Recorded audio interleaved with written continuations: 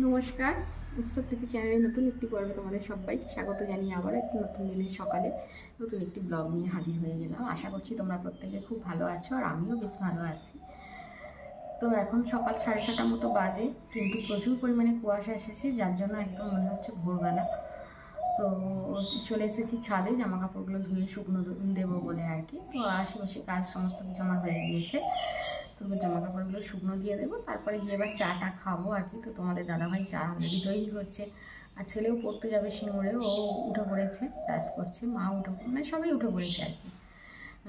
তো আমাদের একটু সকাল সকাল ভোরই ওঠা হয়, কারণ তোমাদের দাদাভাইয়ের বেরোনো থাকে, আমার তো রান্না আছে, সেই একটা অভ্যাস সবারই আছে। তো এখন তোমাদের দাদাভাই তো একটু বেলায় যায়, আগে 7:20 ট্রেন ধরে যেত আর কি, হাওড়ায় যখন কাজে যেত। তো আরও ভোরে আমাকে 4টের সময় উঠে রান্নাবান্না করতে হতো, কাজকর্ম করতে হতো। তো এখন আর অতটা ভোরে উঠতে হয় না, মানে তবু ভোরে ওঠার অভ্যাসটা আছে, অসুবিধা নেই। তো চলো আর বেশি বকবক করবো না, এবার কাপড় জামাগুলো ধুয়ে শুকনো দিই। এবার তোমাদের দাদাভাইয়েরও চা করা হয়ে গিয়েছে। তো সাথে থাকো, দেখতে থাকো, আশা করি ভালো লাগবে।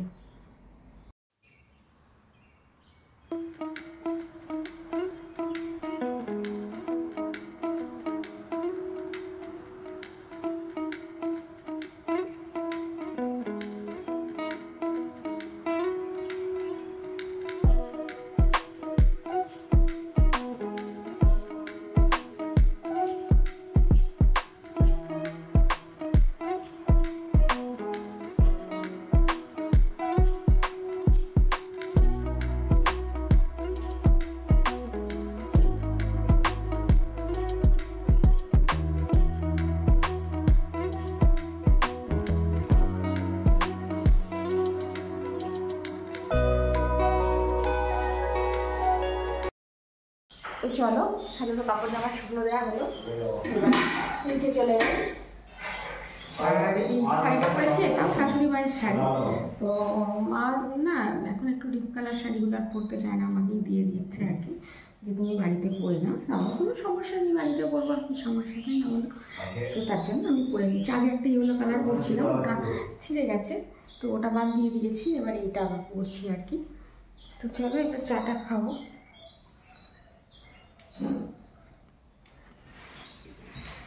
কুয়াশায় ভর্তিও, পুরো একদম বাইরে কিছু দেখা যাচ্ছে না।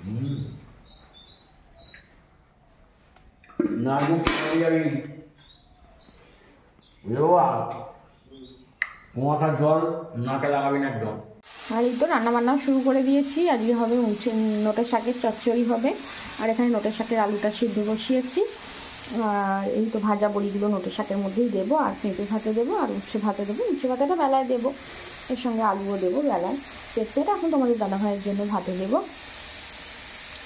আর এই মটরশুঁটিগুলো মনে হয় মা ওই নোটের শাকের চচ্চড়িতে দেওয়ার জন্য ফুটেছে, এই ছাড়িয়েছে আর কি। তো দেখছি একটুখানি বাঁধাকপির তরকারি করবো মুড়ি টুড়ি খাওয়ার জন্য, ওগুলো নোটের শাকের চচ্চড়িতে দেবো না। তো এই হচ্ছে রান্নাবান্না, বেগুন ভাজা হয়ে গেছে। তো সব রান্নাবান্না করি, তারপর তোমাদের দেখাচ্ছি। আর দেখো না বাইরে কীরকম ওয়েদারটা, দেখবে এই দেখো পুরো একদম ধোঁয়া ওয়েদার হয়ে আছে একটা, দেখতে পাচ্ছ? কুয়াশায় পুরো একদম ভরা। তো চলো রান্নাবান্না করি, তারপর তোমাদের সামনে আসছি আবার। হ্যালো ফ্রেন্ডস, এখন সময় হচ্ছে 11:10, আর এই তো তোমাদের সামনে আসলাম। আমার তো রান্নাবান্না হয়ে গিয়েছে, তো তোমাদের দাদাভাইও চলে গেছে। আমার মানে ঘর বারান্দাগুলো এখন মুছছি আর কি, থালা বাসন সব কিছু মাজা হয়ে গেছে, আর ঘর বারান্দাগুলো মুছছি। আর এমন বৃষ্টি ওয়েদার না, একদম পুরো ড্যাম্প হচ্ছে গো। ঘরদোরগুলো যে একটু মানে মুছবো তাড়াতাড়ি শুকিয়ে যাবে তা নয়, সে একবারে ঘন্টাখানেক লাগছে ফ্যান চালিয়ে শুকাতে, জানো। তো এই হচ্ছে কথা। এবার তোমাদের দাদাভাই সকালে বলে গিয়েছিলো ঘরদোর আজকে মুছতে হবে না, মানে ঘর বারান্দা মুছবে না আর কি, এরকমটা বলে গিয়েছিলো। কিন্তু ঘর বারান্দা না মুছলে কি হয় বলো, বাসি ঘর দুয়ার। তো সেই জন্য মুছছি হালকা করে, মানে খুব শুকনো শুকনো করে মুছছি। তবে জানি না কতক্ষণ লাগবে শুকাতে। কালকে তো 1 ঘন্টার উপর লেগে গিয়েছিলো ফ্যান চালিয়ে ঘরগুলো শুকাতে, ঘর বারান্দা।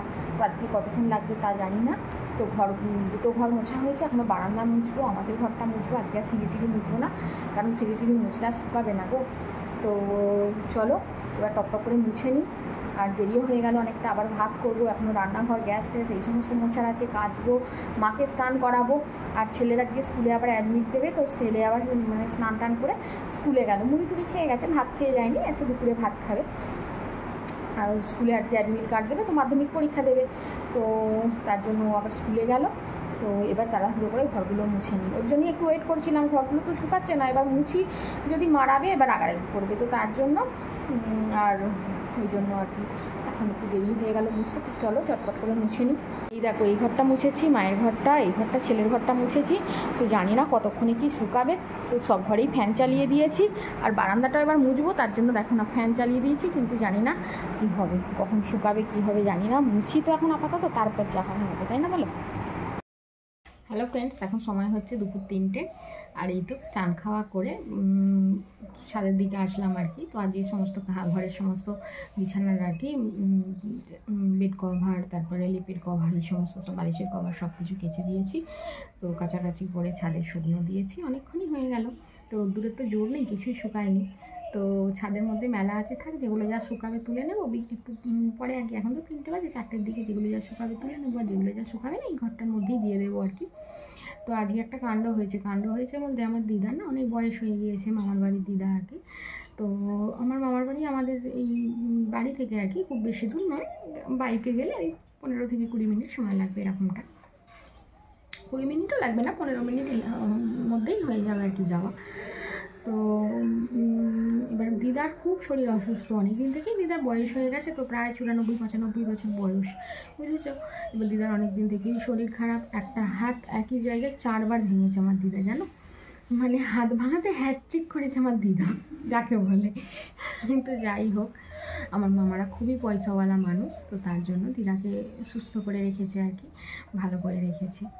তো একজন আয়া রেখেছে আর কি আমার দিদার জন্য। তারপরে আমার মাসি থাকে, একজন মাসি আর কি থাকে দিদার কাছে। দিদা খুবই যত্নে আছে আর কি, কিন্তু কয়েকদিন ধরে দিদার শরীরটা খুবই একটু অসুস্থ। তো আজকে আবার বেশি একটু শরীর অসুস্থ, তো তার জন্য দিদা একদমই কিছু আর খেতেই পারছে না, জল খেয়ে আছে এরকমটা। তো মাসি ফোন করলো মাকে যে তুই তাড়াতাড়ি আয়, মায়ের খুবই শরীর খারাপ। তো মা এখন তখন অবস্থা হয়ে আছে আর কি দিদার। তো তার কারণে মা গেছে আর কি। মাকে মাসি ফোন করেছে ওই 12টা-15-20 দিকে ফোন করেছিল দুপুরে। তো তারপরে সাথে সাথেই মাকে স্নান টান করিয়ে দিলাম, দিয়ে কাপড় জামা পরিয়ে রেডি করে। এবার আমাদের এখানে না খুব সুন্দর আর কি অটো বা টোটোর খুব ভালো মানে ইয়ে আছে আর কি, কমিউনিকেশান খুব সুন্দর। তো তার জন্য ফাঁকা একটা টোটো পেয়ে গেলাম, এখান থেকে সিঙ্গুর চলে যাবে, সিঙ্গুর থেকে ট্রেকার আছে, তো ট্রেকারে চেপে আমার বাপের বাড়িও যাওয়া যায়, ট্রেকারে চেপে, আর আমার মামার বাড়িও যাওয়া যায়। তো মামার বাড়ি একদম সামনেই নামবে আর কি। তো মাকে গুছিয়ে সব তুলে দিলাম কাপড় জামা দিয়ে। তো মা গেছে মামার বাড়ি, কারণ আমি তো যেতে পারিনি, কারণ কী বলতো আজকে ছেলে অ্যাডমিট নিতে গেছে, তোমাদের তো আগেই বললাম, স্কুলে গিয়েছিল। তারপরে তোমার তখন আমার মানে রান্নাঘর গ্যাস ট্যাস কিছু মোছা হয়নি, আর ভাতও করা হয়নি, তরকারিগুলো করে রেখেছি। তো সকালে একবার তো আমাদের দাদাভাইয়ের মতো ভাত করেছিলাম, তো বেলার ভাতটাও হয়নি যে মাকে দুটো ভাত খাইয়ে পাঠাবো।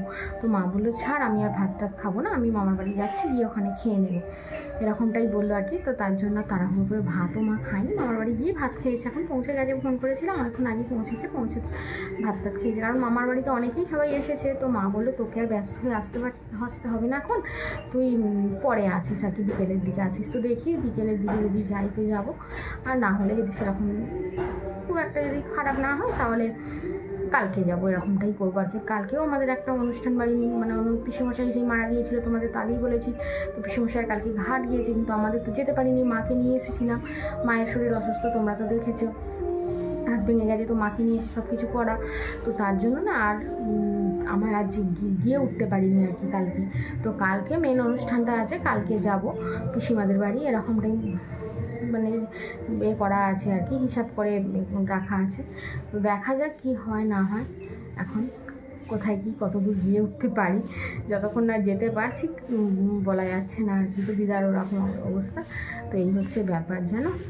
তো মা চলে গেছে, আর হঠাৎ করে এবার দেখা যাক এবার দিদা যদি শরীর মারা যায়, সত্যি কথা বলতে কি যেটা বাস্তব সত্যি, তাই না? দিদা যদি মারা যায় তাহলে মা তো এখানে আসবে না, কারণ দিদার চতুর্থীর কাজ আছে, সেগুলো মাকে বাড়িতে করতে হবে, আমি তো যেতে পারবো না। এবার আমার কাকা জ্যাঠার সমস্ত মানে বৌমারা আছে, তারপর আমার কাকিমারা আছে, তো তারাই সব কিছু করবে। আমি বলে দিয়েছি আমি তো যেতে পারবো না, ছেলের পরীক্ষা আছে, তো তার জন্য হচ্ছে চিন্তা একটা আছে। তো কী করা যাবে, মানুষের যখন শেষ সময় আসবে তখন তো তাকে আর ধরে রাখা যাবে না, তাই না বলো? এই হচ্ছে ব্যাপার, তো একটা টেনশানের মধ্যেই আছি। তো বয়স হয়েছে, কিছু করার নেই, খুব যে কম বয়স তা তো নয়। দিদার 94 95, হ্যাঁ 95-এর ওপর অবশ্যই বয়স হবে দিদার। তো আমার বড়ো মামা অলরেডি মারা গিয়েছে। তো আমার মায়েরা 6 ভাই বোন, 3 ভাই 3 বোন, তার মধ্যে বড়ো মামাও মারা গিয়েছে। তো দিদার তো ভালোই বয়স হয়েছে, তাই না? তো আর কী করা যাবে।